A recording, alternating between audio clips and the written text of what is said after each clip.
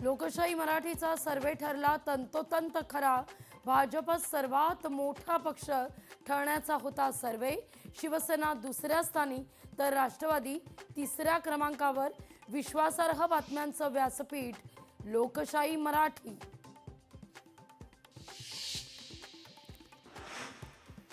दोनशे 88 नगर परिषदा आणि नगरपंचायतीच्या निवडणुकीत देवाभाऊंची भाजप ठरली धुरंधर, तर शिंदेंच्या शिवसेनेचा देखील स्ट्राइक रेट चांगला। शिवसेनेचा स्ट्राइक रेट चांगला, कमी जागा लढवून जास्त नगराध्यक्ष एकनाथ शिंदेंची प्रतिक्रिया। तर महापालिका निवडणुकीतही महायुतीचाच विजय होणार, शिंदेंनी व्यक्त केलाय विश्वास। नगरपंचायतींच्या निकालात अजितदादांचा होम ग्राउंडवर जलवा। पुणे जिल्ह्यात 17 पैकी 10 दादांच्या नगराध्यक्षांनी उधळलाय विजयाचा गुलाल। विधानसभेनंतर नगरपरिषद आणि नगरपंचायतीतही महाविकास आघाडीला धक्का, अर्धशतक गाठताना देखील मवियाची दमछाक। मालवणमध्ये शिवसेनेच्या निलेश राणेंनी मारली आहे बाजी। भाजपच्या नितेश राणेंना मोठा दणका, शिवसेनेचा 10 जागांवर विजय, तर भाजपच्या पदरात फक्त 5 जागा।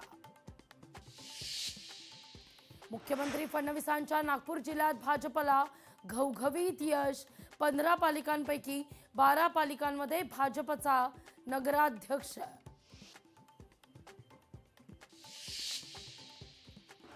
सांगली जयंत पाटलांनी राखला आपला गड।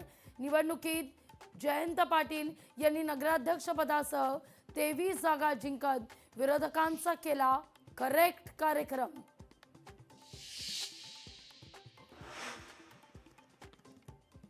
फलटणमध्ये रामराजेंच्या सत्तेला धक्का।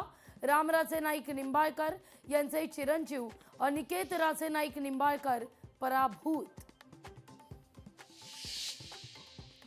नांदेडमध्ये एकाच कुटुंबातील 6 भाजप उमेदवारांचा पराभव।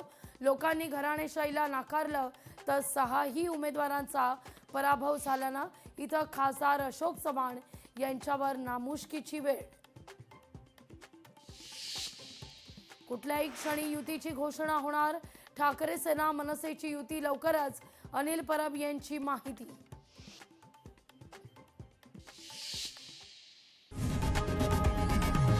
लोकशाही मराठी ऐका, पहा, जागरूक रहा।